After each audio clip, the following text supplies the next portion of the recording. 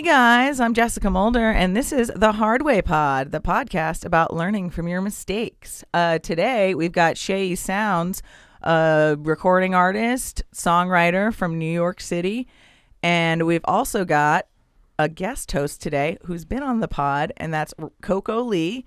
And Coco Lee is a comedian, as you guys know, and she was not good at weddings from back in episode 6. How are you guys doing today? Welcome. Thank you for coming. Shit, I'm doing great. Happy to be here. Cannot complain. Yay, Yeah, that's awesome. Came a long way. Yeah. All right. Me and Shay got stuck in traffic on the way here, so we're starting a little late, and he's just visiting LA, so getting used to what it's going to be like when he moves here, huh?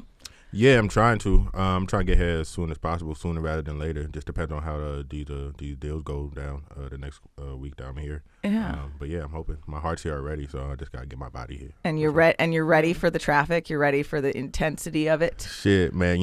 I've always, the traffic never. Yeah, ends. I can't say I'm ready for it, but I know I'm ready to get ready for it. Yeah. I've always been good at adapting. That's always been a skill of mine. Yeah. Well, that's a good intro to it anyway. While you're here. Yeah. Yeah. I'm proud of myself today, you guys, because this is like one of the first Saturdays in a few weeks that I haven't come here hungover from the night before. Ooh, Oh, look at congratulations. you. I All know. right. I didn't drink last night. I was working really late, and that's because I was working till like 2 because I accidentally opened a store because I was procrastinating Okay. from editing the last episode of the podcast. So I was like, you know what I'm going to do? I'm going to design some t-shirts, open an Etsy store, and then connect it to one of those affiliates that just like sends it to people. So anyway, Okay. if you guys want a bunch of random designs of stuff like, you know, tiny little middle fingers on shirts that when you think it's a polka dot and you look close, it's like, no, you're getting Flip the Bird.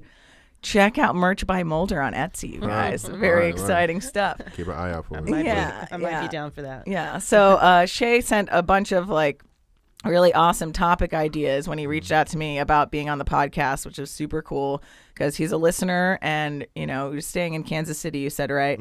Yeah. And normally when people reach out about stuff, they don't follow through. But look, he's here. He's in the room. This is amazing. Follow through, man. Always follow through. Yeah. Tips of life. Always follow through. Yeah. So I have like a bunch of questions about, you know, the things that you sent that I want to know about. So I think like maybe we can start with one of the things you mentioned was you have a Nigerian background and you grew up in New York City, and there was there like issues with that? Just like talk about how you All right. your life. Okay, so I'm first generation Nigerian born. You know what I'm saying? Both my parents Nigerian. I have 2 older brothers. They both born in Nigeria and raised there up until like their early childhood, and then came over here, and then I came into the picture. But yeah, my mom always told me that she wasn't raising an American. That pretty much whenever I was like acting up or whatever, she just blamed it on my Americanness. They're like, oh, I'm not acting like an American, whatever. But what she didn't understand and what confused me about that was just like, okay, like that's true. Like this is a Nigerian household, but I'm spending most of the day in New York public school. Yeah. Then I'm going to after school. And then you come home later, and it's like I see you not really as much because actually you have to work and stuff. So there's that that culture shock in between the two. Yeah. When you have a parent that's strict to her roots and only knows one way of doing things. Yeah. And but when you have to actually like grow and learn how to maneuver in this country as a young black boy, young black man, it's stuff that she couldn't really teach me or prepare me for. I just have to learn on my own the hard way. Yeah. Yeah, I was about to say, what's a case of that you learned young, just growing up in New York and having your background? Well, I could say between just like not to do with my mom is like pretty much okay. So I went to school with kids that kind of got away with a lot when it comes to talking to their parents and stuff like that. Oh, like talking back? Yeah, so I was like, I want to try. I want to. Yeah, so I'm like, I'm gonna tell my mom to fuck you when I get home. No, I definitely didn't do that. I would have made it here today if I said that. But I did tell her to shut up one time. Oh boy. I did tell her to shut up, and I remember it was just so quick. Like, I didn't even see the hand. I just felt it. Like, oh my god. And I'm like, all right, learn my lesson. We're not gonna get away with that again. Man, I never did that again. So did you was English your first language? Yeah, English is my first and only language. My mom never got around to teaching me the Yoruba language. That's so annoying when your parents don't, like, you could have 2 languages, because I feel like it's so much cooler when you know more than one language. Yeah.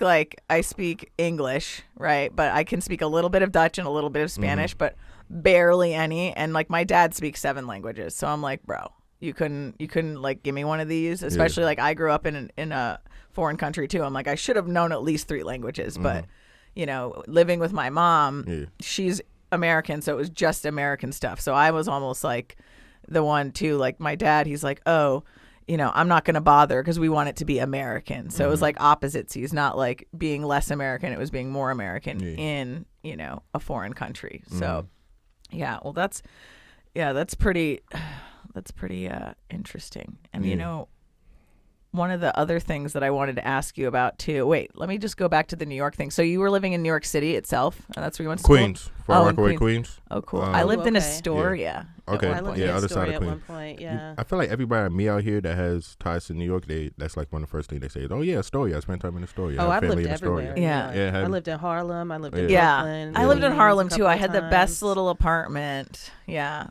except for when there was like, you know, really drunk Mexican guy would always be like covered in rice downstairs because there was a little restaurant. He just had a bunch of rice and he liked Like it. on him? Yeah, on him. Yeah. He Okay. just ate some food, you guys. Okay. Okay, I was about to say, was it cooked rice? Yeah, because there was like a little restaurant down there, and I guess he just finished eating, and he'd just be like on my steps when I was going in. Okay. Yeah. Now I get it. I just thought he was just wearing rice for. No, he was like throwing it at himself like at a wedding. Okay. No.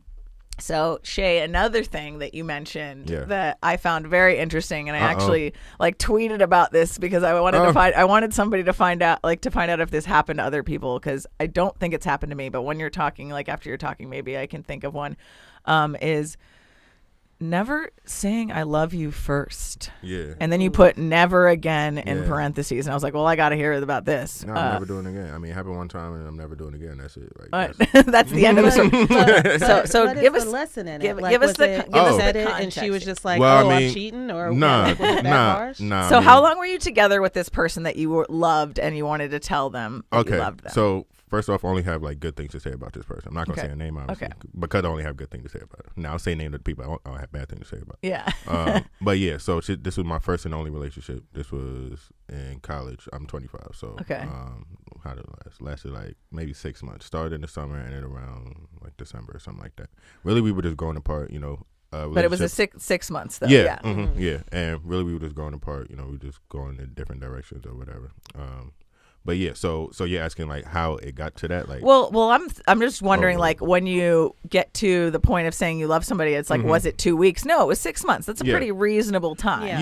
Yeah. Now. So like, what prompted you to be like, looking back, I wasn't in love with her. Right, I thought I was. Well, everybody learns that later. So Yeah. you're like, I'm so in love. Yeah. Okay. I feel like I really wanted to be. I really wanted that relationship to work out because. I guess, you know, because it was my first one, and because it's like I do like you, and I'm not trying to go back to the single struggle no time. Yeah. Soon, you know, like I ain't trying to go back to that. So I wanted her to be the one. You know, I wanted it to work out, and that thinking, and you know, it come down to like sort of insecurity and stuff like that. Yeah. Like, you know, fear of being alone. So you're like, I'll tell her I love her, and then that will keep her here. Yeah. And then how did that work out for you? She didn't say it back, and that was the countdown. Well, what was the context? Like, what were you doing when you told her? Like, were you like eating dinner? Were you like, what was the? Like I said, eating dinner. Like that's the most romantic yeah, thing to speak of. Maybe he made a candlelit dinner, Robyn. No, it was probably just after sex. Okay. Well, of course you love her now. That's a different thing. Oh my God. People can feel opposite ways after sex. So at least I felt that way. Get the fuck out. Yeah. Oh my God. But going to that, like, you know, thinking you love somebody, like, it's so interesting, like, going through life, how each relationship, it almost like is a little more extreme and a little more extreme. But then when you get out of it and you look back, you're like, oh, I didn't really know what love was in that sense at this age back then. I was so naive, because I think about that and I'm like, you know, I was married and I did love him for sure. And even though like we had like a rocky relationship, there was a love there. We did get along well. So that wasn't like completely ridiculous that we would have been married. But after that, like now in my current relationship, I'm like, oh, this is like a different type of love and a much bigger, stronger love. But then I think back to, so I start thinking like everybody else before, I didn't actually love them, but I think you maybe love them differently, except when I'm talking about like my first real boyfriend, quote unquote, real boyfriend, because I was like 14, 15 in high school. And I lost my virginity to him, right? Major. And I found out, like, I was like so in love with him. I was like, I love this guy, blah, blah, blah. Like, I knew him since middle school. He was like the little hot boy, and he was like, he was always like, he was like a white boy that was always wearing like Tommy Hilfiger and like kind of thought that he was like hot shit. So even more embarrassing for me later on. But like I remember like being so in love with him, being like, I lost my virginity to him, blah, blah, blah. You know, and I'm really young for that. But then also, he like, I remember getting a phone call one night at like 2 a.m, and this was when like caller ID was a thing, you know, like, and you had like the little box next to your phone where like it was just like starting to be a thing, and I was like, oh, it's him, it's Robert. He's dead now, so I can say his name. Okay. So that's a different story. But anyway, this chick calls and she's like, this is Robert's mom. He's about to go to rehab, and I just wanted to let you know you're his girlfriend, right? And I'm like, yeah. And I'm like, oh no, what's going on? You know, he's going to rehab. So we talk for like 10 minutes, and then eventually she's like, actually, this isn't his mom. I'm his girlfriend. So apparently he was cheating on me, and it turns out this girl is a stripper. And she's 18. So I'm like, how did he bag this 18-year-old? Because he was 15, you know. But he was cheating on me with a stripper, I thought. And then after meeting her, because I ended up like, we wanted to like see who the other woman was. And I guess when he went to rehab, she like looked through his phone and found out he had another girlfriend.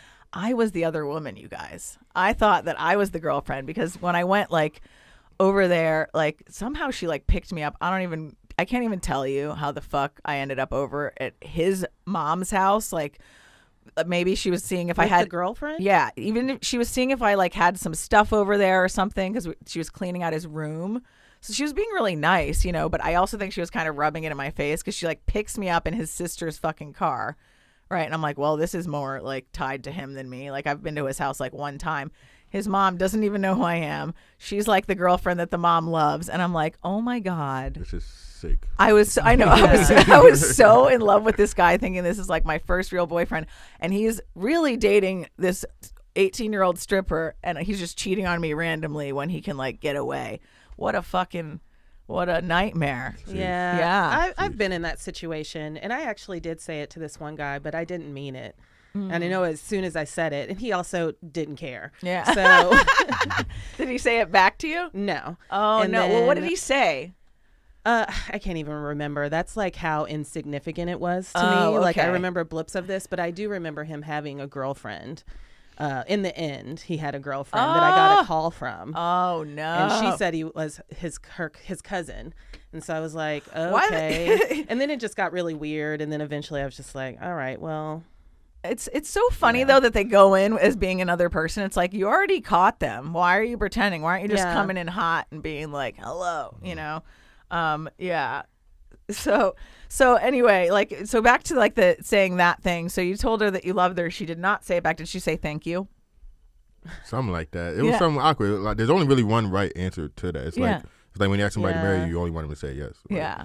So like you tell somebody you love you, you only really want them to say, oh, I love you too. Yeah, well, because otherwise, no. But then it's like, oh, okay. Yeah, but you're also, I mean, you know, you're also pretty young to just say never ever again. I feel like that's a strong statement to make. Yeah, saying it first. Oh yeah, you're gonna wait. Then you're gonna wait. Yeah.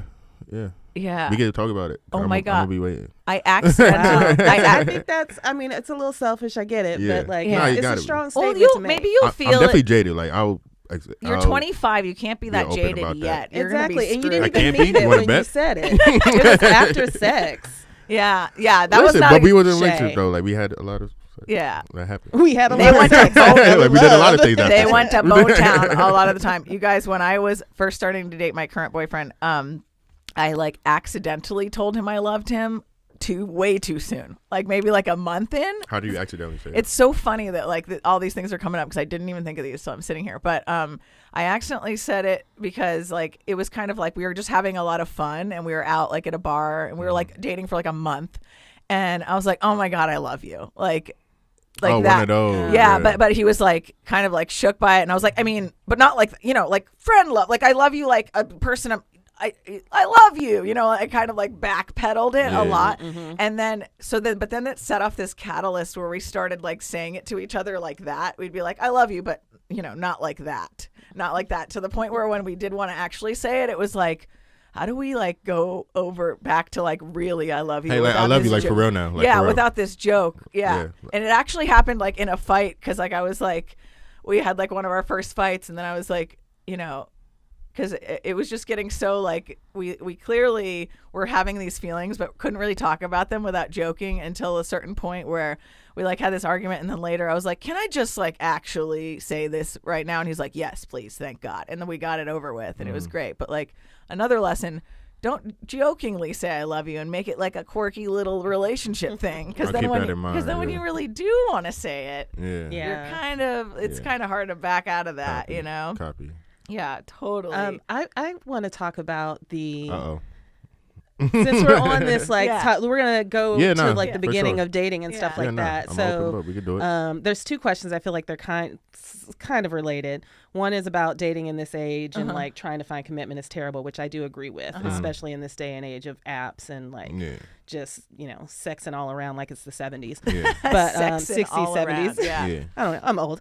So I also want to talk about not wanting to date someone with a specific name. Yes, I wanted to ask about that too. I do have biases, like Michael, but only because I always forget where the A and the E go. And I don't know why. It's a thing. Michael. And then it's like Caesar. And then also Matthew, because that is my gay bestie's friend name, and I don't want to date someone with that name. I can't tell you the name that I definitely won't date because it's my ex's name and then I'll have to blast him. But I also, you know, not a big fan of anybody named Brian.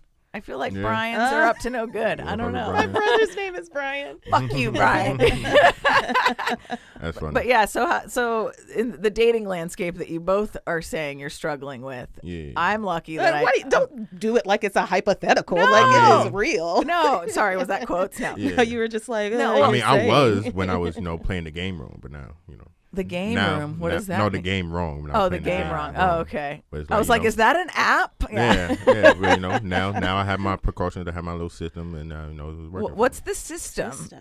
Oh well, I mean, I'm just not. I also want to know the names. Don't forget about the names. Oh yeah, you're not. Your system is literally. I'm gonna die. Like alone. I kind of just gave up. So it's like that's my system. So that's my system. Like, I'm just doing me. You really want to get into the names? Yes. So should I just rattle them off? Or if your name is you wanna Samantha, say I'm good. I'm not doing it. Like I don't care. You're like I will consider Samantha, you I'm okay. if you want to change my mind, Samantha. Yeah, Michelle definitely not. Cause I gave Michelle two opportunity. Like the first Michelle, okay, that happened, and then I found another Michelle. I'm like, all right, we're gonna try this again because you're a completely different person. And you okay? I want to know. The name thing is hilarious. Yeah. I want to know what the first Michelle did in detail and then what the second Michelle did. All right, did. so I just want to start this off with saying I'm actually really cool with this girl now, but you don't have to give last names. It's okay. fine. All right. Yeah, but nobody just in knows. case you do hear this, we're still friends. We cool. Yeah. It's content Michelle. I'm not good with any of these people. Yeah. But yeah, no, I mean I'll be friends with the Michelle. I just won't have any sort of romanticizing. Yeah. Like regardless of like how many things we have in common or how attractive I think you may be. Yeah. Just like I'm good on that. Like I'm not making it 3 times. What did Michelle? Yeah, third time's not a charm. So what did Michelle? Michelle was, number one. Michelle was, if I was to have, I describe her as my first love. You know what I'm saying? This was like not the one you said I love you to. No. Oh wow. No. Because this was like 5th grade throughout high school type of like story, you know, ups and downs. So you were in 5th grade when you met this Michelle? Yeah, well, I met her in 3rd grade. Oh my God. 5th grade started you're cutting them loose real story early, arc. Dude. It started, that was when the story arc started because that was like 5th grade prom or whatever. She was like a little Dominican Cinderella, you know what I'm saying? And her date ain't show up, you know what I'm saying? Her date didn't show up, you know, and we were like friends or whatever. Like we were just friends at that point. Oh, so you were like Prince Charming's homie. Yeah, you know, a little shade pulling up. Prince like, I see you over there by yourself. What you doing over there by yourself looking all pretty? I happened to get you a corsage. Yeah, you know what I'm saying? So I'm like, girl, come dance with me, you know what I'm saying? And then we just spent the night together, and it was great. And she gave me a kiss on the cheek. I remember that. And I was a little smooth. I was a little. Stop. This is an innocent story. I'm just kidding. I know. These days. Nah, because we always had this thing that night where I asked her, oh, do you want to kiss? And then she was like, what? And I took out a Hershey kiss. And she always remembered that, and that was always something that I was always on my want to be smooth. Mr. Smooth. Yeah, I always had Hershey's Kisses in his pocket. I used to watch Fresh Prince and all that. I'm like, I'm trying to be like him. So smooth kid I was. Yeah. So it started there and then just went throughout middle school, just me having this like super crush on her, but us being friends at the same time.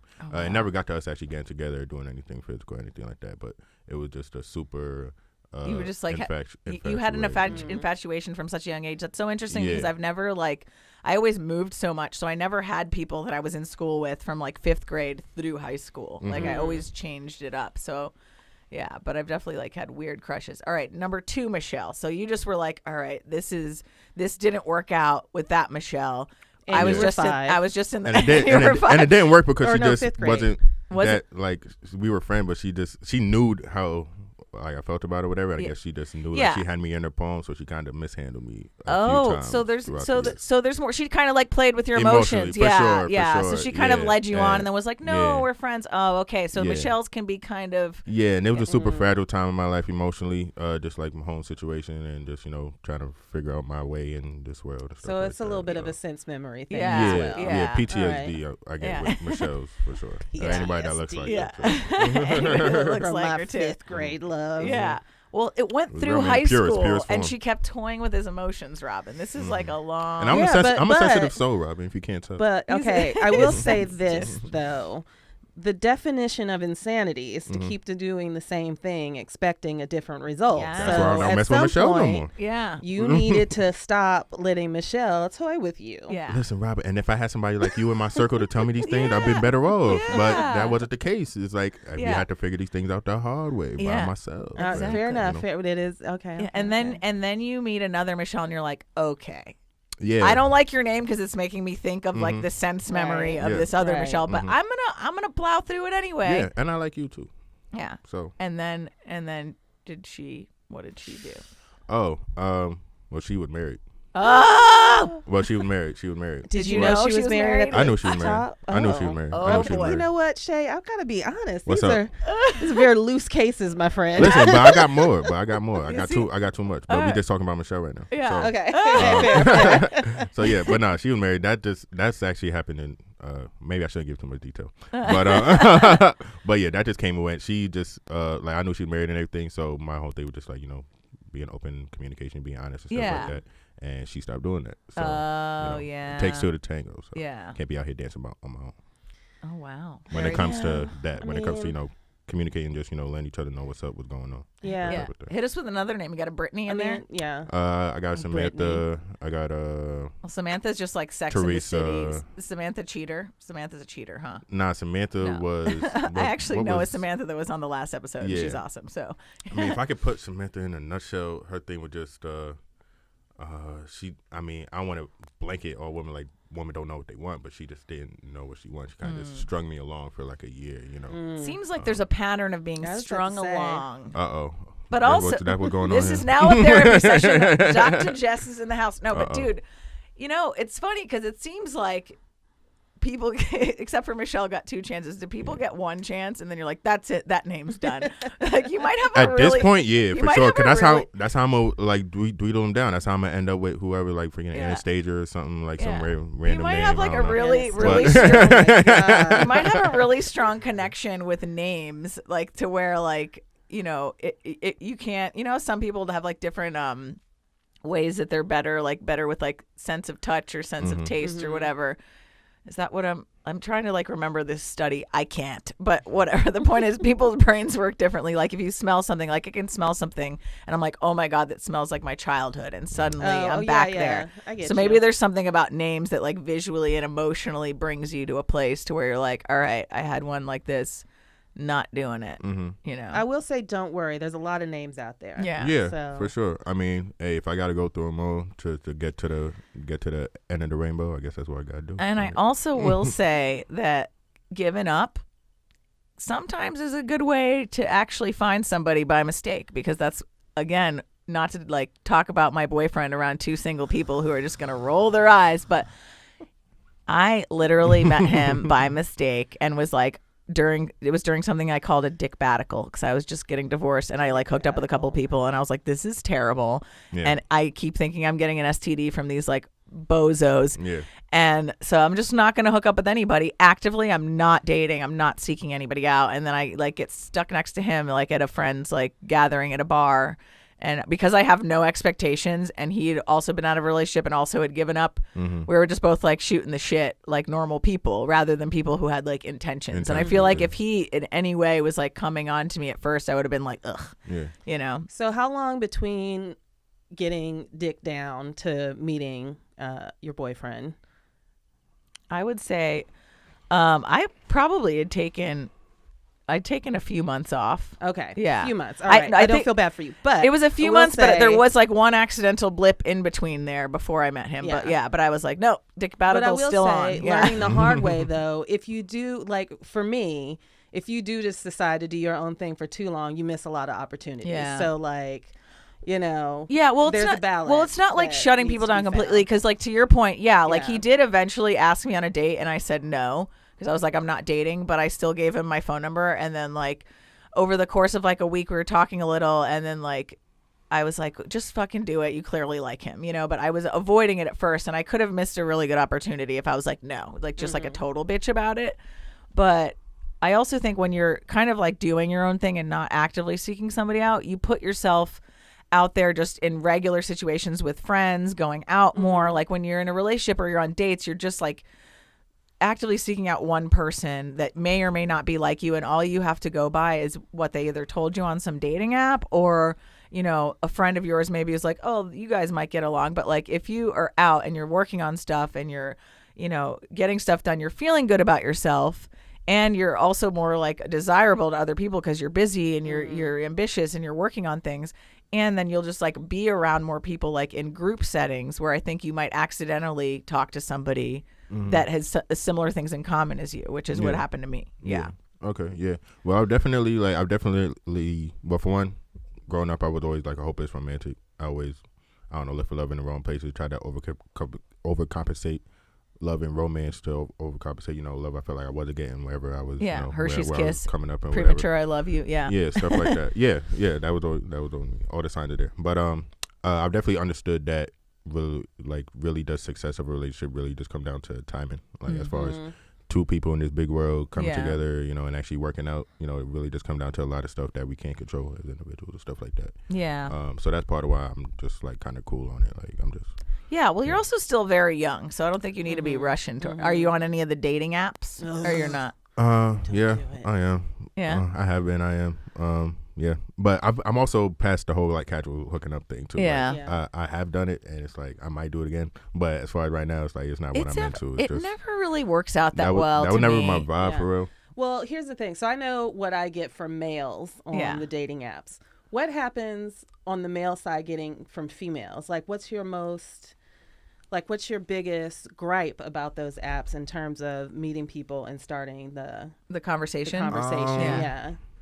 Also want to know what your opening line is, if you don't mind. Oh, yes. I'm very interested to see how you would approach. I can't give you all the sort. You know. I'm kidding. I can't be giving away all my secrets. I'm kidding. I don't have an opening line, really. Like, it depends on the girl, what I like about her. Fair enough. Okay. I guess let me be specific about the question. Yeah. Instead of what your opening line is, what is your opening, like, just even snippet of greeting to her? Is it... I guess my question is do you use her name or do you call her by a nickname? Oh. Because I think that, to me, that's my biggest, like, people call you by a nickname. So wait, you go in and darling, you say, hey. baby. Yeah. Oh, like babe, cuties. Like, never do that. Yeah. Maybe when I was like 15. Look, in my dating pool, my age, it's amazing. I've never. So grown men who don't know you are giving you nicknames? I'll maybe get 2 people who will use my name in my greeting. That makes me think that they're copy pasting.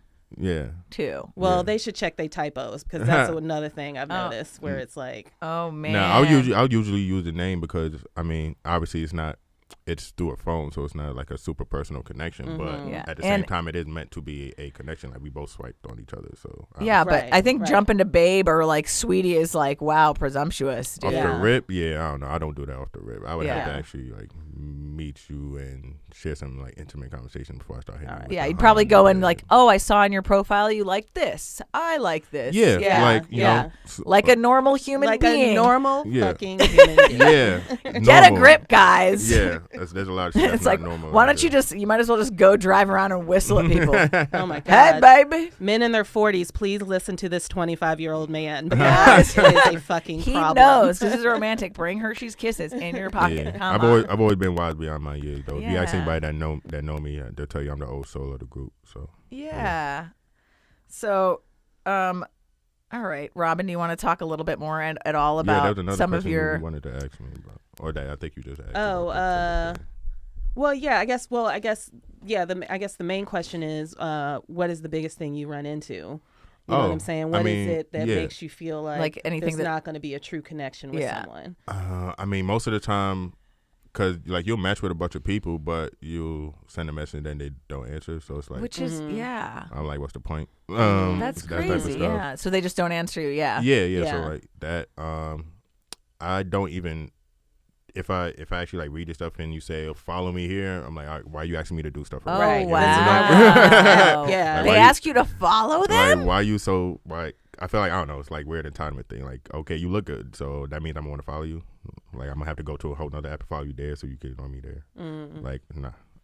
Don't tell me to do stuff before like we even talk. Said hi. Right, but it's also that's a good point because think about that. It's like you don't want to have like people, you don't want to be friends on Facebook or be following on Instagram and then have to unfollow when it doesn't work out. Like I feel like you don't introduce your social media apps until like you've at least gone on a couple dates and you're like, oh, I actually like want to stick around. Yeah, unless that's just all you're on the app for. Like right. You're on the app I wonder if people are doing that. They're like going on these apps just to like grow their Instagram following. Oh, definitely. Like all the like Instagram models and gross. Shit like that. Yeah, it's if you weird do that, time. you're gross. It's scary times we're in, man. Get that from guys. These are the waters I got to maneuver in. Yeah. Oh, that's discouraging. Yeah. I usually get I'm old school, call me, and I'm like, we're on this fucking app for a reason. Oh like, my god, I'm old school. And that's after like me just saying hi back. And you're just like, this is fuck you. They're gonna try and do some phone sex. I feel you now. On the same time, like that won't be like in the first message, like, hey, let me get your number. Like after we actually shared a few messages, right? That I I'm gonna be with, okay. But then I'm gonna give you my number because then now like wherever the next step is, that's where I'm trying to take it. Yeah. If you're just trying to stay here, then it's like you gonna stay here by yourself because I'm not trying to stay here. But it's also so stressful though that like they're like call me like. Ugh, no. Oh, no, I want you. I don't even want to call my friends. I don't like talking on the fucking phone. Yeah. Well, and then it's like if you don't call within a certain amount of time, they're like, I guess you're not interested. I'm like, it's in the middle of the workday. Oh like I got a job. Okay. Do you? No, that's just thirst. That is right. I feel for you. Yeah, I'm dude. not on them. I can't do it anymore. Oh my god, it's pretty frustrating. I tried. Okay, so I tried to do. I was on a dating app once, and it was years ago when I was in New York. One of the times me and my ex broke up, and I got on. It was when OkCupid was a thing. I was on there for like a week, and it was horrifying because like all the messages that you get, like just like straight to want to see my dick sort of stuff, right?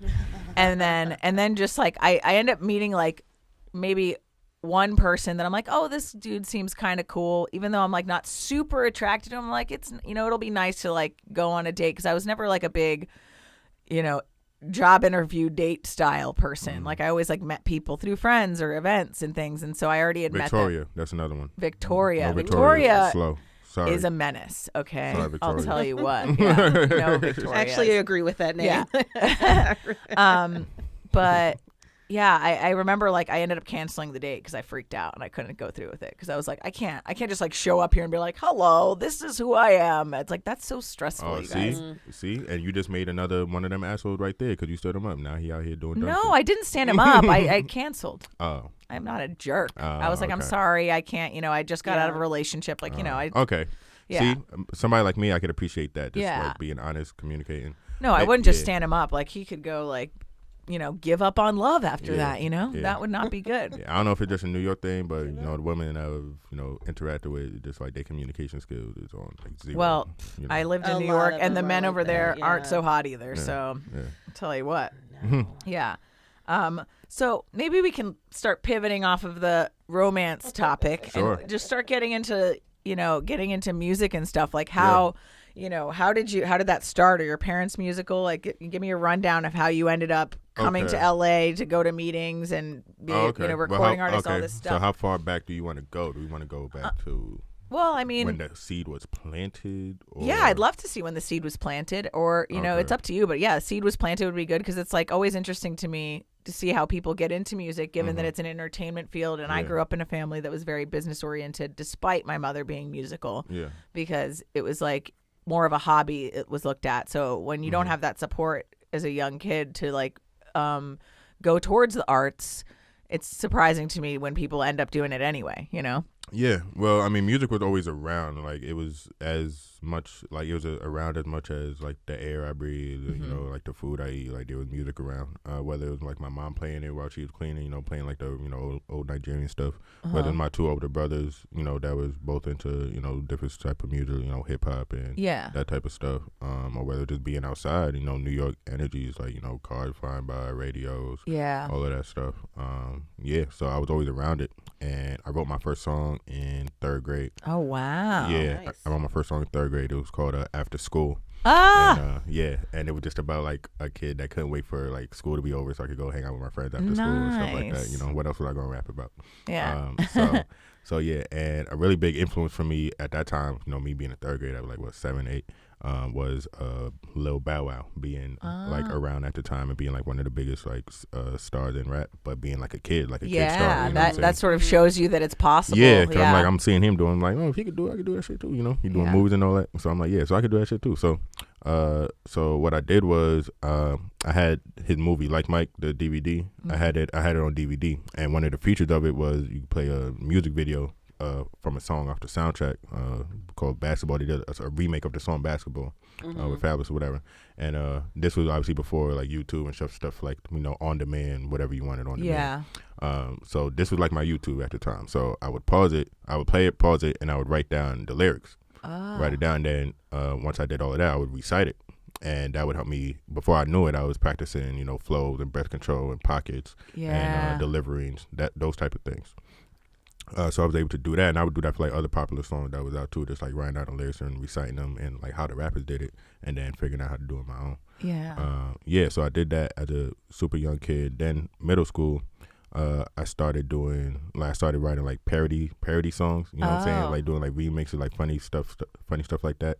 This was before I knew this was what I wanted to do growing up. So at this time it's still just like a hobby, just something I enjoy doing. You just looked at it as a hobby. Yeah, just like I enjoy doing it, and I guess I'm somewhat good at it, so still discovering that this is actually my talent, but at the time it's just but it's also like taking the time to like learn the breath work and stuff. It's I can't sing for shit, and I think it's amazing when people can, or when people like I won't say that I can rap, but I do. My go-to karaoke song is Forgot About Dre, and that does take some breath work, dudes. Yeah, but no, I remember like trying to sing this like stupid comedy song I wrote, and I was like, oh my God, this is so hard. I'm running out of air. Like every single sentence, I'm running out of air. Like this is terrible. Yeah.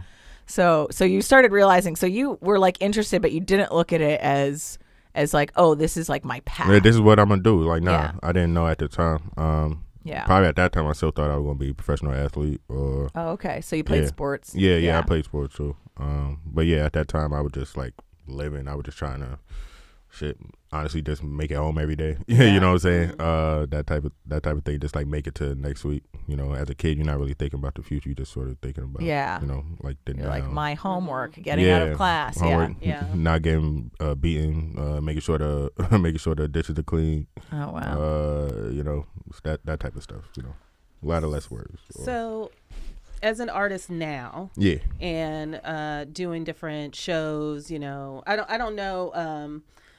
Like, what type of venues are you playing now? Like, what type of things are you doing? Well, before I get to that, let me just say I started actually recording in high school, and that's when like the switch kind of. Oh yeah, so in high school is when you were like, okay. Yeah, I'm actually really good at this. I'm gonna record. Yeah, like I'm actually really good at this. I actually really love doing this, and I could do it if I actually put the energy towards it, and everything like that. So so that's when I happened in high school, and rest is history from there.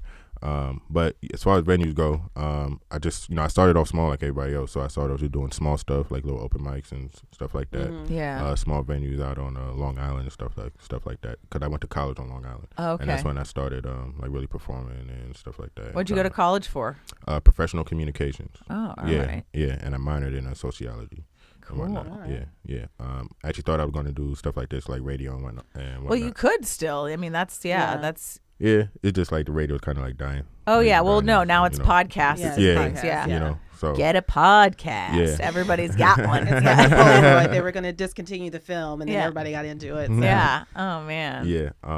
So that's what I did, and I lived on campus while I was in school. So I was that was the first time I was away from like my mom and stuff like that. So I had freedom and stuff like that. So I was able to just explore different things. So I did pretty much every venue that Long Island has. I did it throughout my few years. And you did mics over there too. Yeah, and you had like your friends like obviously heard you, so they were supportive. Were your parents supportive of it, or was your mom supportive? Yeah. No.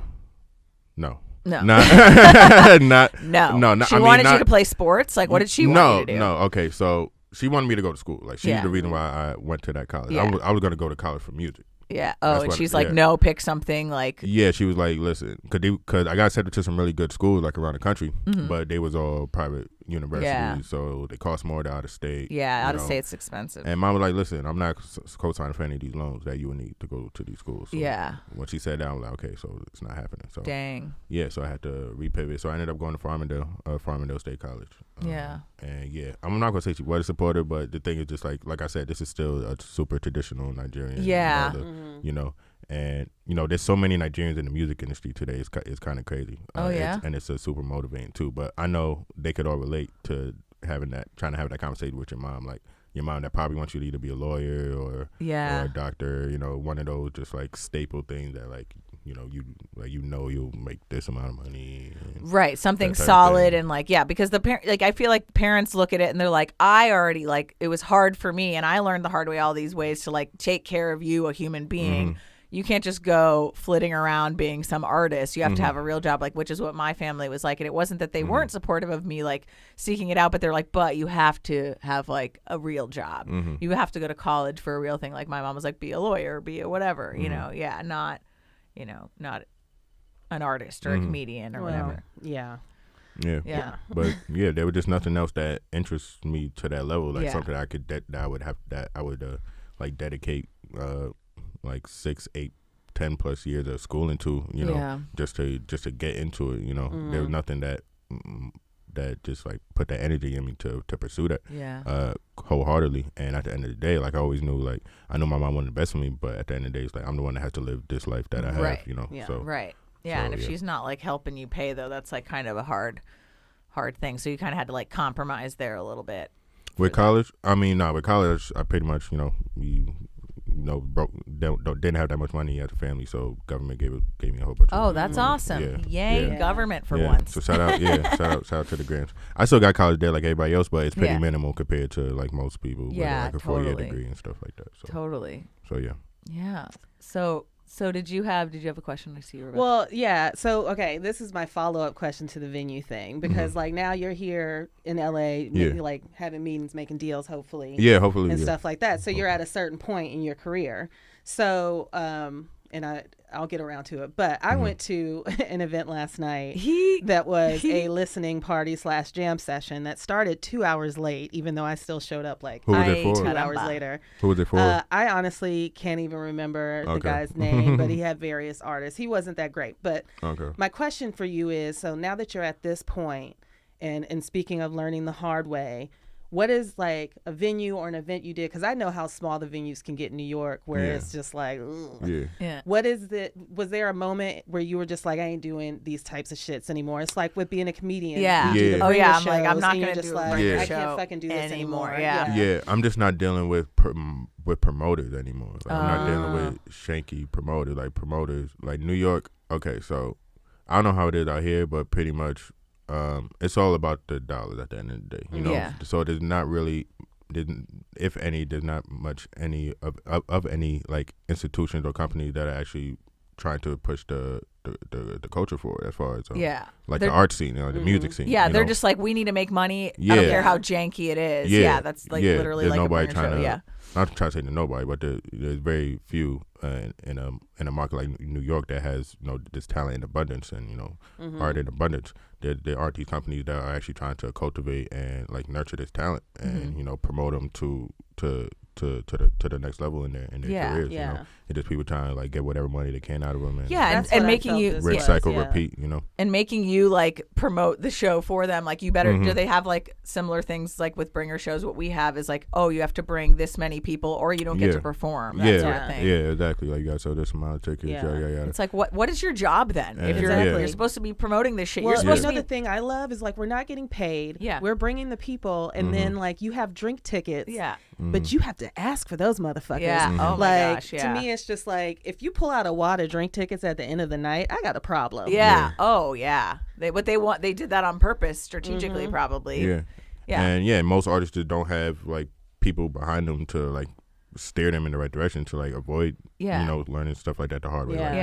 I did like 50 plus shows on Long Island, and I had to like learn the hard way. I'm like, okay, I can't really.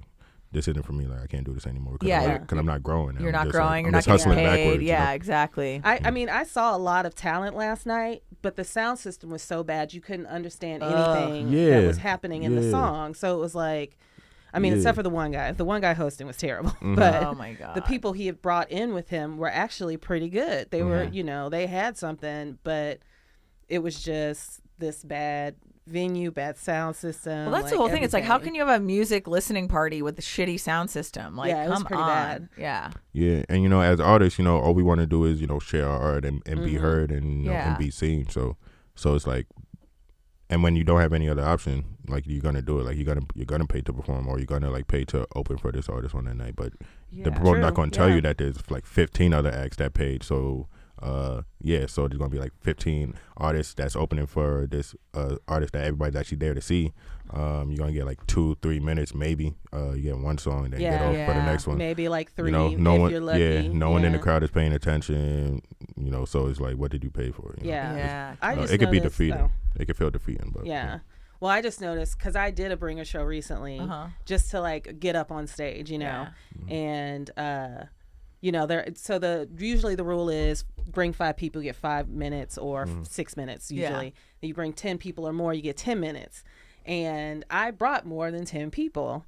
And the guy was like, you got to tell me a few days before you can get your 10 minutes. And I was like, wait a second. I've seen you give people the 10 minutes on the spot. What a douche. Do not fuck with me. Yeah. So wow. I want to say his name to put him on blast, but I won't. Oh my God. I hate that. It's like, what is an extra 5 minutes for somebody that just made your show better? You know, like I hate that shit. I won't do that anymore. I think it's like, but like to the point of like, why are they not perpetuating the culture and make it like, if you make this a fun event and you talk about all these talented people will want to go there. You don't have to trick people into watching the shit that they like, or listening to the shit that they like. It's bullshit. Yeah. I mean, he's got a corner. I'm in a rage because he gets a lot of shows in different venues. Yeah. So he just like continually has shows going, but you're also like, you are barely doing your job. Yeah. Well, that's what's annoying too, is that the people that have the skill set for promoting or making those relationships, I guess, that get the venues, it's like they need to have somebody that is good at the outreach and actually bringing the people, because I don't think it should fall on the artist to fill the room. Like everybody, not one of us in this room who's a performer just like doesn't tell anybody about the thing we're going to do. We're like, can I have a flyer? We're promoting it. We're like, hey guys, come out. We are trying to get people to come, but also you can't, when you're doing stuff so often, you can't make people come every fucking week, especially if it's a place where it's like, well, 2 drink minimum and a cover and whatever. It's like, can you make this like not suck, and then maybe it'll be easier. Yeah, for sure. Yeah, for sure. Yeah, but that's just a game out there in New York I can speak to anyway. So well, it's like that out here too. I'm not sure so much on the music side of it, but that'll be something that you'll learn, I'm sure. Yeah. I feel like this is the first low-key show that I've been to that's been like, what's happening right now? I should not want to make a set out of this, basically. Well, no, but that's good. You gotta get that material, dude. That works. True. You gotta talk about that on Tuesday. Yeah, she's a comedian as well and comes to my show. I was trying to get Shay to do like a music spot at the mic on Tuesday, but he might not be able to make it. Yeah, I got one of my sessions booked because I'm locking into the studio for a couple of days, cooking up a whole bunch of new material to pitch at my meeting next weekend. Very so cool. Well. So how did you have a what was the process of getting into like making these meetings? Like, well, I'm sure there was some lessons involved there. Honestly, I mean, like I said, come down to timing too. You know, a lot of it is luck. So, but also, for luck to take place, you gotta put yourself in position for it to happen. So once I knew I was coming out here, you know, I started doing research. A lot of Instagram. You'd be surprised. Because I feel like a lot of these, if you know where to look, like you'll find them as far as like these industry folks, like a lot of them like follow each other. A lot of them are in the same network and whatnot. Right. So I did a lot of research looking for people I could reach out to out here in LA that's, you know, into the music industry, whether it be like on a big level or just like on a starter level. You know? Because for me, any connection is a good connection. Totally. For me out here, not being from out here, you know, starting at zero. So I found this entertainment company on Instagram that was based in LA. They had their phone number on the Instagram page. Those are the best ones when I could just like bloop, call totally. Straight up. So I called a number. He picked up. His name is DB, and he's, you know, manager, but also he works in film a lot too. He's actually working on a production for Teddy Riley's documentary that's supposed to be coming out soon.